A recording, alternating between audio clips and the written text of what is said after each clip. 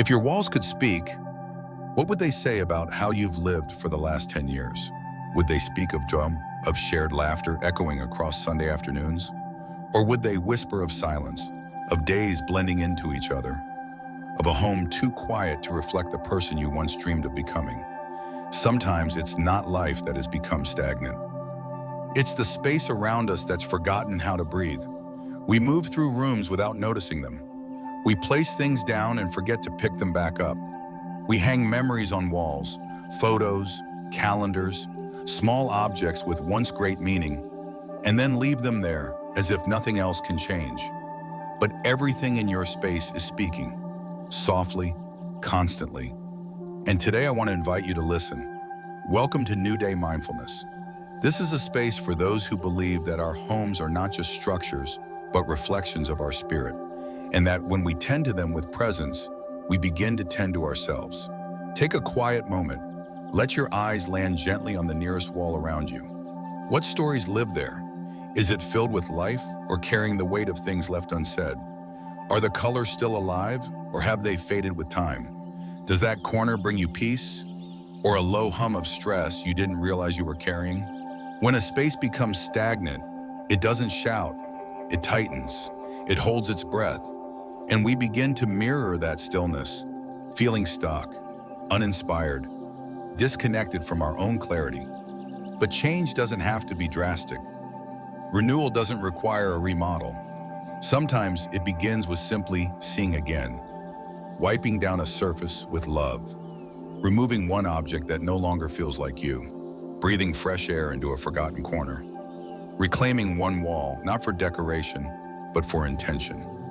So before we move forward together into today's deeper exploration, before we talk about how energy settles into walls, how it holds memory, emotion, and the power to either support or sabotage our daily peace, I'd love to ask for a small act of connection.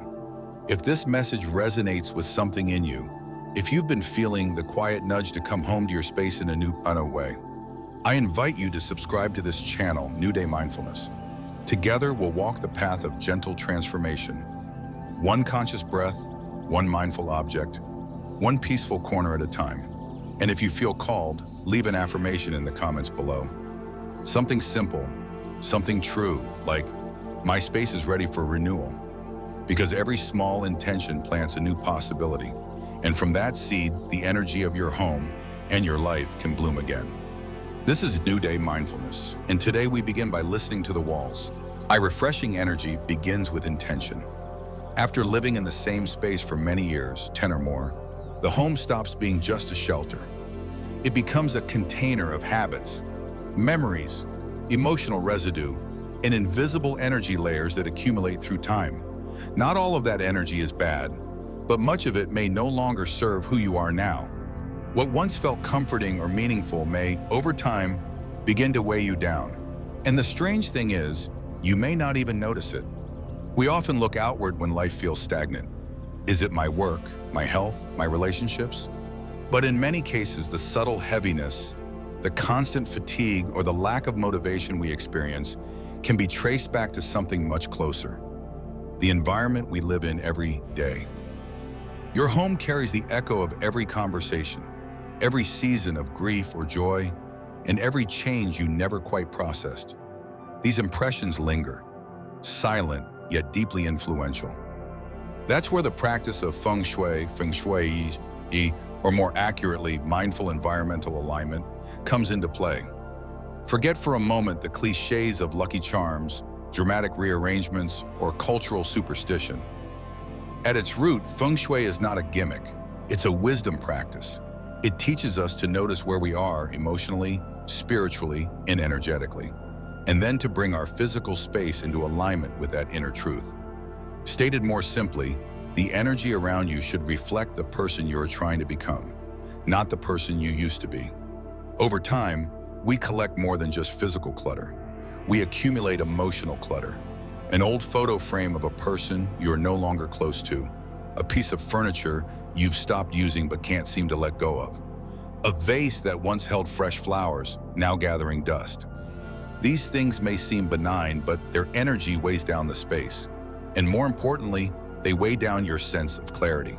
That's why, after a decade in any home, there needs to be at least one intentional shift. Not a massive renovation, not a new aesthetic. A simple, symbolic act that signals to your subconscious, I'm ready to release what's stuck. I'm ready for something new. That change can be anything. Maybe it's replacing the rug in your living room, the one that's faded and frayed but has become invisible to you.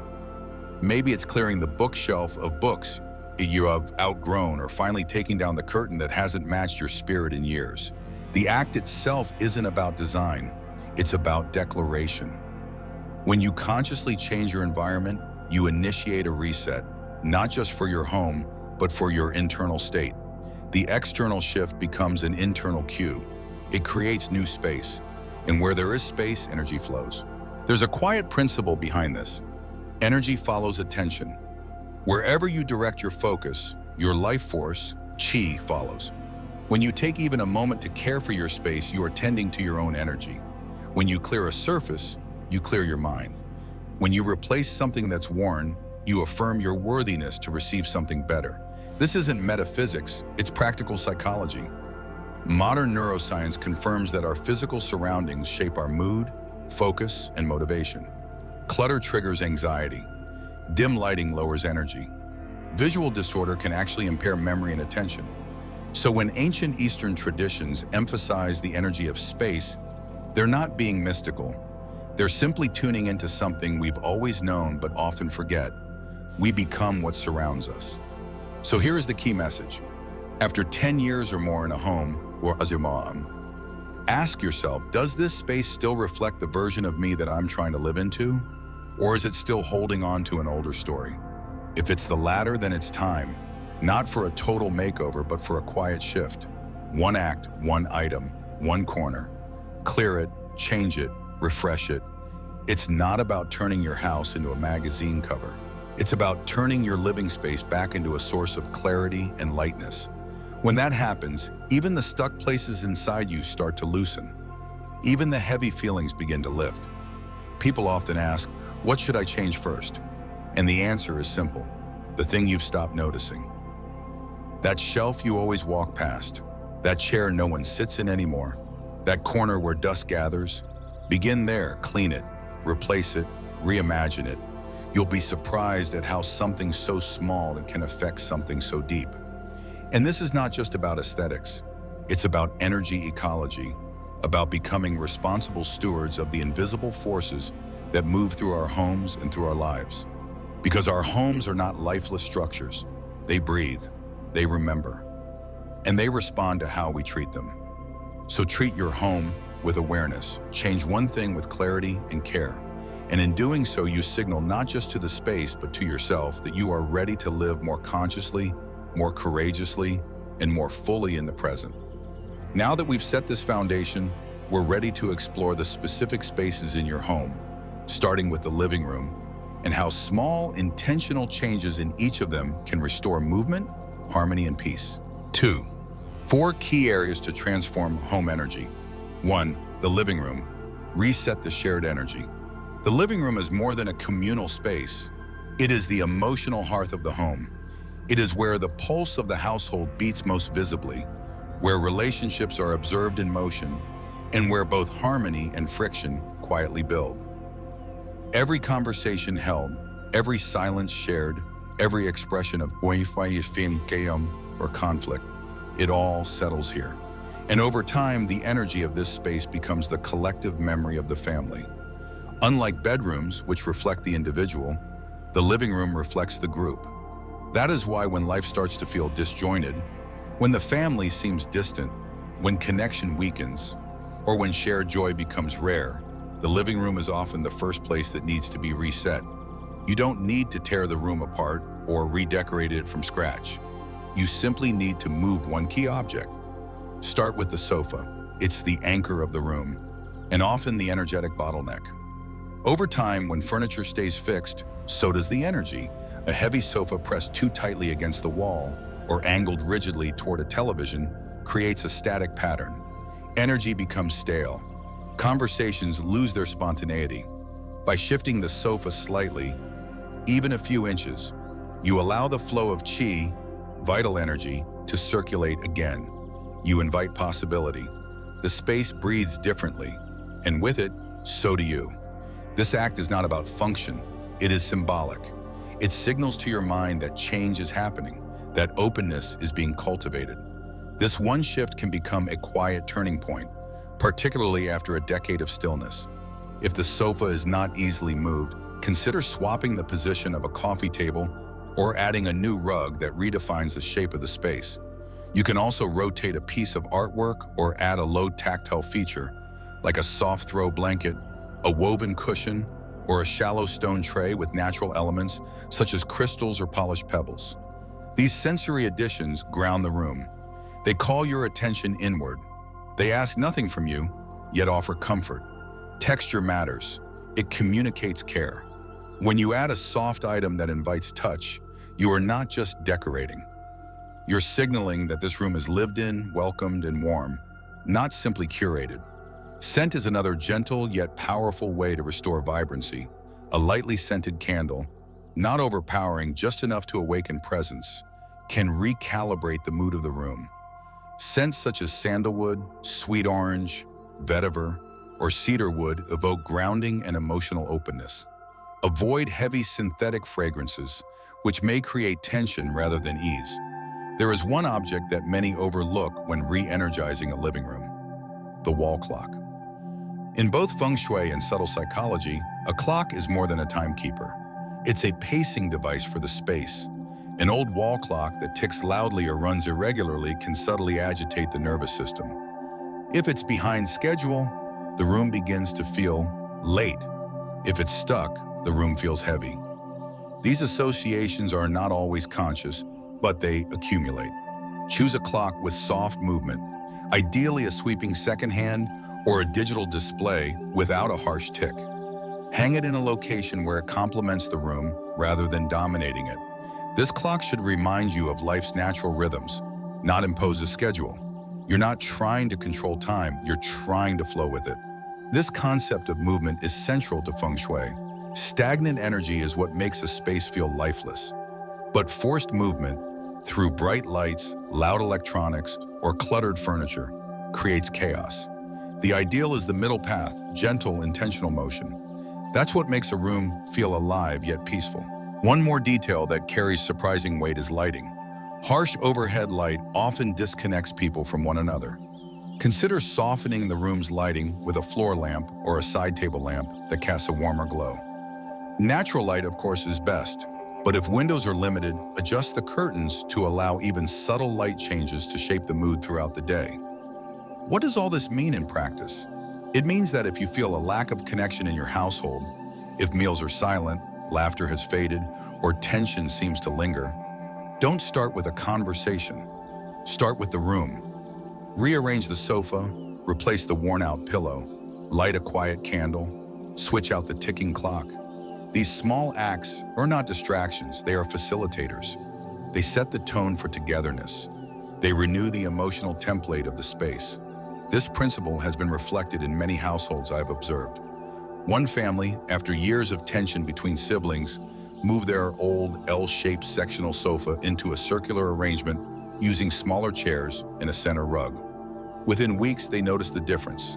Conversations became more relaxed, and even the previously withdrawn child began sitting with the others after dinner. No therapy, no long talks, just a room made more welcoming. Another woman, a widowed grandmother, had lived in her home alone for nearly 20 years. Her living room, once vibrant, had grown silent. On the advice of a Feng Shui consultant, she replaced a dusty photo frame with a new painting, added a diffuser with bergamot oil, and brought in 2 soft blue cushions for her faded beige armchair. "It's strange," she said, "but now the room feels like it's waiting for someone to visit, not mourning the past." And a month later, her niece began visiting more regularly. These stories are not magic. They're not about rearranging energy fields in a mystical sense. They're about reconnecting people with their environment in ways that support presence, comfort, and invitation. So the next time you walk into your living room, pause for just a second. Look at the furniture, the light, the scents, the textures. Ask yourself, Is this space helping us connect or quietly pushing us apart? Does it reflect life and warmth or the passage of time and unresolved silence? If something feels off, then trust that instinct and remember, even one simple shift, a chair moved, a clock changed, a soft scent introduced, can begin to restore the shared energy of your home. Let that be your first act of renewal, and let the space respond. 2. The bedroom. Invite rest, not residue. If the living room is the pulse of a household, then the bedroom is the sanctuary of the spirit. It is where the body resets, the mind releases, and the soul returns to stillness. A peaceful bedroom is not a luxury. It is a foundation. When the energy in this space stagnates, everything else follows. Decision-making becomes clouded, emotions feel heavier, and even the immune system weakens over time. The first and simplest step in renewing bedroom energy is to address what is closest to the skin: your bed linens. Most people hold on to old sheets far longer than they should. Faded colors, rough textures, pilling fabric. These are small signals of energetic exhaustion. Sheets that once offered comfort eventually become visual reminders of wear. Worse, many people continue sleeping on linens used during periods of illness, heartbreak, or burnout, not realizing that these memories, though invisible, linger. Choose softness. Choose renewal. Let your bed feel different tonight than it did yesterday. This doesn't require expensive materials or luxury brands. What matters most is that the linens feel pleasant to the touch, breathe well, and carry colors that support rest. Muted tones, warm neutrals, or gentle patterns.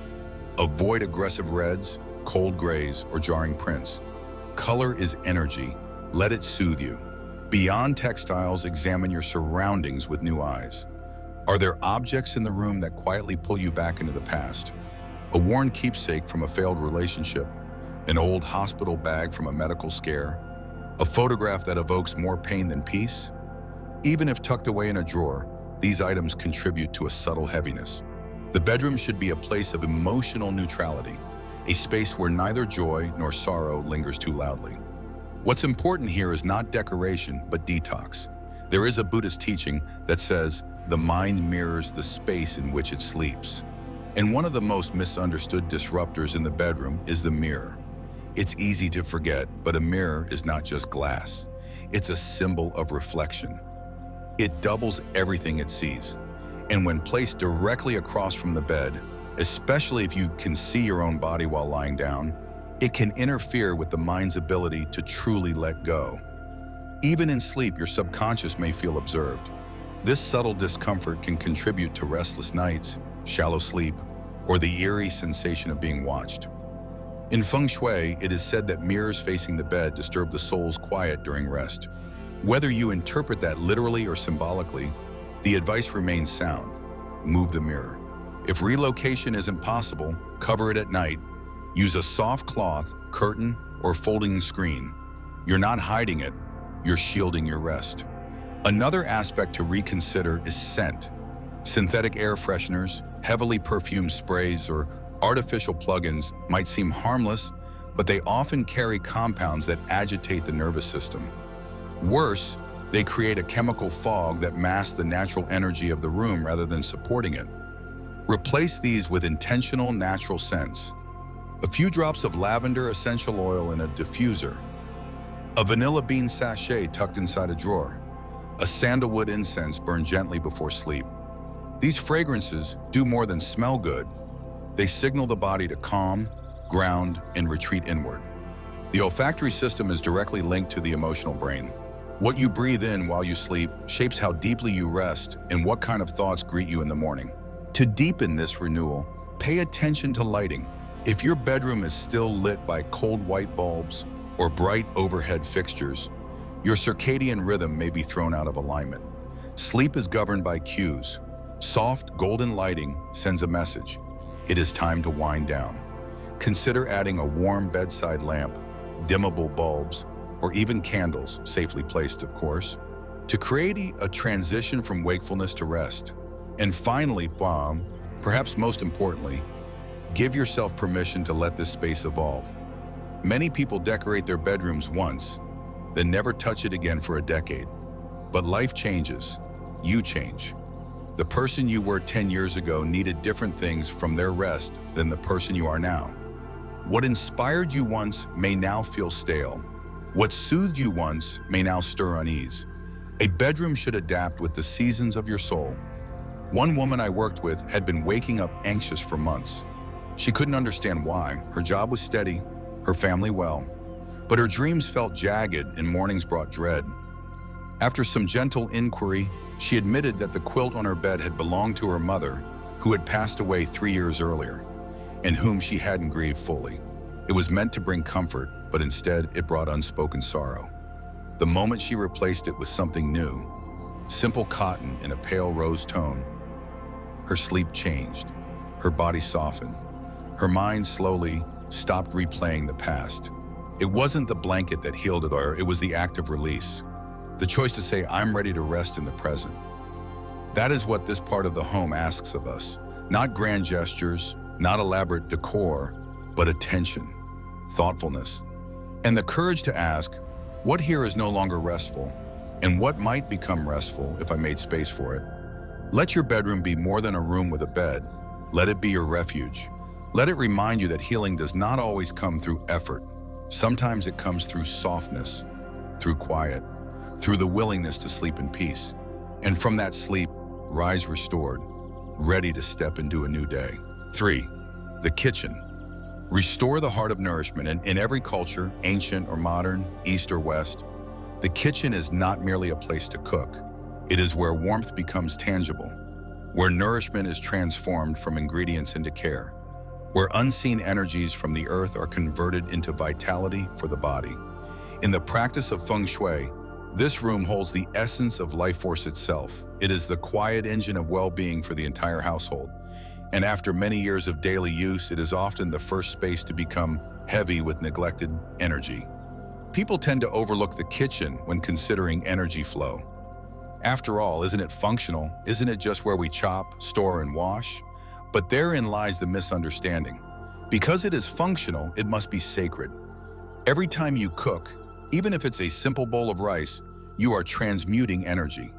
You are taking something from the outside world, adding heat, attention, and intention, and offering it to the people you love. When this ritual takes place in a chaotic, unclean, or energetically stuck environment, the nourishment becomes mechanical, the energy becomes depleted, and the cook, so often one of the core sources of family well-being, becomes emotionally exhausted. To begin restoring the energy of your kitchen, start with one quiet but powerful act. Remove what is no longer useful. Open your drawers, your cabinets, the overcrowded corner where old appliances hide.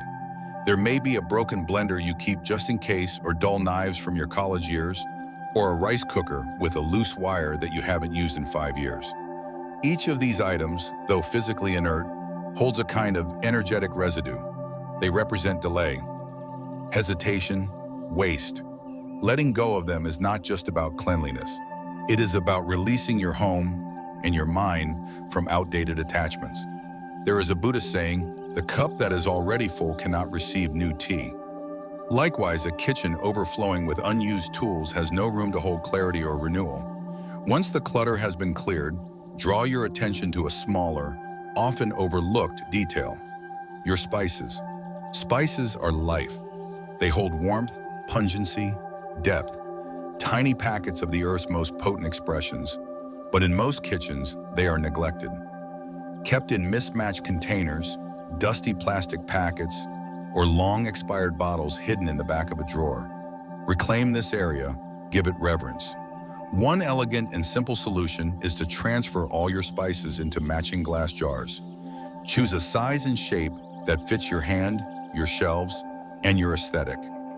Label them neatly, by hand if possible. This act may seem superficial, but it carries deep feng shui logic. When similar items are unified and clearly presented, the mind calms, the eye relaxes, the body becomes more willing to engage with the space. Cooking ceases to feel like a chore.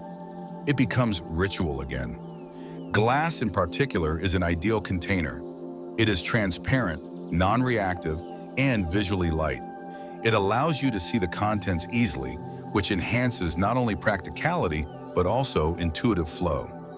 A clear spice jar invites you to reach with curiosity. A cluttered drawer of mystery packets makes you sigh before you even begin. Beyond the functional and aesthetic adjustments, one of the most quietly transformative actions you can take in your kitchen is to add something alive. Bring in one plant, just one. A pot of fresh basil on the windowsill, a small aloe vera by the sink, even a low-maintenance pothos vine on top of the refrigerator. The presence of a living plant, something that breathes, grows, and responds to light, connects your kitchen to nature, and that changes everything. In Feng Shui, the kitchen is the domain of the fire element, heat, activity, transformation. But fire, unchecked, becomes chaos. That's why the balance of wood, the gentle, growing green energy of plants, is essential. It tempers fire with softness. It brings down the intensity. It invites harmony. There is also a psychological truth to this. When you walk into your kitchen and see a living thing, even a single sprig of mint rooting in a glass, your brain receives a subtle but affirming signal. Life is present here. You are still growing. This space is not static or sterile. It is alive with the same cycles of nourishment you offer others every day. For those with limited natural light or minimal counter space, consider hanging herbs in small jars or creating a magnetic garden on the fridge door. Creativity is welcome. The point is not size, cost, or drama. The point is presence. Another often ignored corner of the kitchen is the refrigerator. Its role is obvious. It stores what sustains us. But its energy is frequently overlooked. Leftover containers with unknown contents, expired sauces, sticky shelves. These are not minor inconveniences, they are energetic stains. When the refrigerator is cluttered, it subconsciously signals that your nourishment is neglected. It lowers your appetite, it adds friction to the act of eating, and in a symbolic sense, it distorts your relationship with what you consume, both materially and emotionally. Give your fridge the attention it deserves, clear it completely, wipe every surface with salt water or vinegar and citrus peel. This old practice, found in many Asian cultures, is not superstition. It's a purification ritual.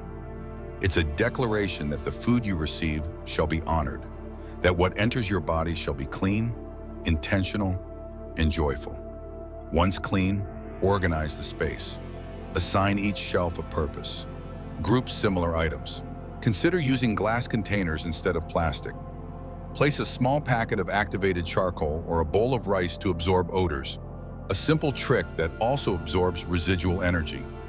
When your refrigerator becomes a space of order, you feel supported every time you open it. One final suggestion: music. Few people think to bring music into the kitchen, but a small speaker playing gentle instrumental tunes, soft jazz, or traditional bamboo flute music can subtly shift your experience. The rhythm encourages mindfulness. The melody supports your emotions. Cooking becomes meditation, and the kitchen becomes sanctuary. The kitchen is not just the engine of the house, it is the heart. And hearts, like homes or wine, need care. When you treat your kitchen not just as a place of labor, but as a space of energy exchange, you change the experience of daily life. You nourish not only the body, but also the invisible threads of bond, joy, warmth, and care that make a house feel alive. Start small, clear a drawer, light a candle, add a basil plant, and watch, slowly but steadily, as the whole energy of your home begins to shift. Or the entryway or balcony. Guard the gate of Qi. Every home has a threshold, that quiet place between outside and in. In Feng Shui, this is not just the space where shoes are removed or keys are tossed. This is the gateway of Qi. The first breath your home takes each day. The last moment it exhales before you step back into the world. For this reason, no matter how large or modest your house may be, the entryway, or if applicable, the front balcony, holds enormous energetic significance. Think about this space not as architecture, but as a sacred exchange. Just as our bodies have mouths through which nourishment enters, so too does a home. In Feng Shui, we call this the mouth of Qi. It is the first point where energy enters, is filtered, and is either welcomed or rejected. A cluttered, dim, or dusty entryway chokes the flow before it even begins. It confuses incoming blessings. It dampens clarity, and over time it contributes to a slow, invisible erosion of the household's overall vitality. Let us begin with the front handle, the object every person touches before entering. On the surface, it is a utilitarian tool, but in Feng Shui, it is also a contact point of human emotion. Hands carry energy, from work, from stress, from the world outside. Each grip transfers some of that residue to the handle. Multiply that by months or years without attention, and the object you reach for every day becomes a silent magnet for stagnation. Cleansing the door handle with salt water is not superstition. It is energetic hygiene. Salt, used across cultures for purification, draws out heaviness. Citrus oils, such as orange, lemon, or bergamot, refresh and uplift. Together, they form a simple yet powerful ritual. When you dip a cloth into this blend and wipe your front handle, you are not merely cleaning metal. You are performing a quiet act of renewal. You are saying, let old tension go, let lightness return. Some households add cinnamon or clove to the mixture, warm spices known for their protective qualities. Others light a candle near the entryway afterward, anchoring the space with gentle fire energy to stabilize the shift. These gestures, though small, are meaningful. They are not about religious belief. They are about conscious care. Next, consider movement and sound. Energy stagnates where there is no motion. This is why wind chimes, hung thoughtfully, not randomly, are a classic Feng Shui tool. Their sound is not just decorative, it activates the air. It stirs the invisible. Each breeze that moves through a chime is a whisper of life. It breaks up stagnation. It calls in fresh qi, and it reminds those who pass by that their home is alive and responsive. Material matters here. Bamboo creates a soft, grounding tone. Metal is brighter, crisper, more clarifying. Ceramic chimes offer earth energy, quiet, warm, and steady. Choose one that resonates with your own emotional needs, and place it where the wind naturally reaches, by the balcony rail, the awning, or under the eave above your door. Some may worry, isn't a wind chime too obvious? But in Feng Shui, subtlety is not required. Presence is. An active entryway tells the universe, we are here, we are receiving, we are not asleep in our space. When you hang a wind chime, you are marking that intention, audibly and vibrationally. Now shift your attention downward. The ground at your door may hold more than just dirt or leaves. It holds stories. Think about all the shoes that have stepped there, the moods that cross the threshold, the deliveries, the departures, the returns. This is why sweeping, physically and symbolically, is a non-negotiable practice in traditional households. A clean floor invites fresh beginnings.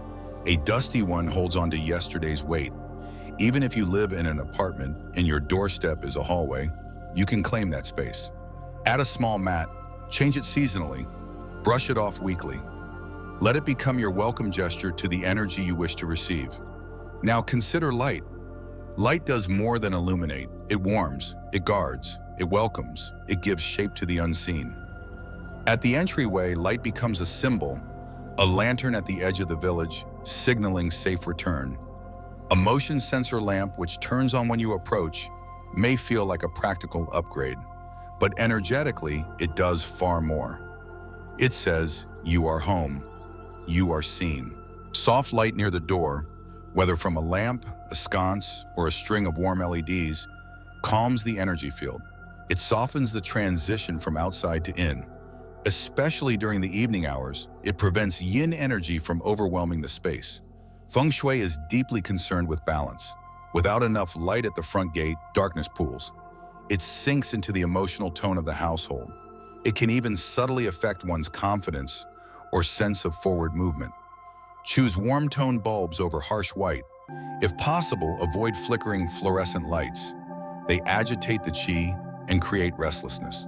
A warm yellow glow paired with a clean entrance and gentle movement brings immediate harmony. It restores what has been forgotten. Some homes will benefit from a mirror placed in the entryway, but this must be done with precision. A mirror that reflects the front door directly can bounce chi back out, pushing away fortune. But one placed at an angle, reflecting a gentle corner of the space, can multiply light and energy gracefully. One final note, the nameplate or house number. It is astonishing how often this is neglected. Faded, cracked, askew. The nameplate is the first introduction your home makes to the world. In Feng Shui, it is more than identification. It is a declaration of presence. A clear, well-maintained plate reflects a household that is organized, intentional, and proud of its identity. If your nameplate is rusted, update it. If your house number is unclear, repaint it. These acts are not about vanity. They are about energetic alignment. When your home knows its name, so do you. In the end, your entryway is a metaphor. How you greet the day and how the day greets you begins at this point. It is not about decoration. It is about alignment. It is about making space for blessings to enter freely without tripping over shoes, blocked light, or dusty memories. If you want a better flow inside, begin at the gate, wipe the handle, hang the chime, sweep the mat, light the lamp, and in doing so, you are not just refreshing your house, you are honoring the spirit of your home. You are saying with every step through the door, I choose to enter with intention. I invite life to meet me here. 3. Quiet at closing. One small shift, many gentle ripples. In a world that constantly pushes us toward bigger, faster, and more, there's a quiet wisdom in turning inward and asking, what is one thing right now that I can shift with intention? Not to impress others, not to follow a trend, but simply to create space for clarity, lightness, and peace within your own home. This isn't about redecorating for show. It isn't about perfection. It's about realignment. It's about looking around and asking, does this space reflect who I am becoming or who I used to be? Does this object still hold joy, or has it become an echo of something I've already outgrown? And in that moment of honest noticing, something shifts. Energy begins to move again. And a house once filled with stale routine begins to breathe with life. Whether it's a rug that's outlived its meaning, a clock that ticks too loudly, or a piece of furniture holding stories that no longer serve you, changing even one small thing can open the door to something greater. In Feng Shui, we do not chase aesthetics. We seek harmony, we pay attention. We remove what is stagnant so that what is vital can rise. So today I invite you to choose one quiet change, not out of restlessness, but out of respect for your own well-being. Let that small action become your living affirmation. I shift one small thing to welcome one great change. You may be surprised at how quickly the space responds, how the air feels clearer, how the atmosphere softens, how your thoughts grow calmer without needing words. Because a home is more than walls and furniture. It's a reflection of your internal landscape. And when your surroundings are lovingly tended, your life unfolds with greater ease. If today's message has touched something in you, if it reminded you of the power of gentle intention, or simply gave you a sense of comfort, I invite you to stay with us on this path.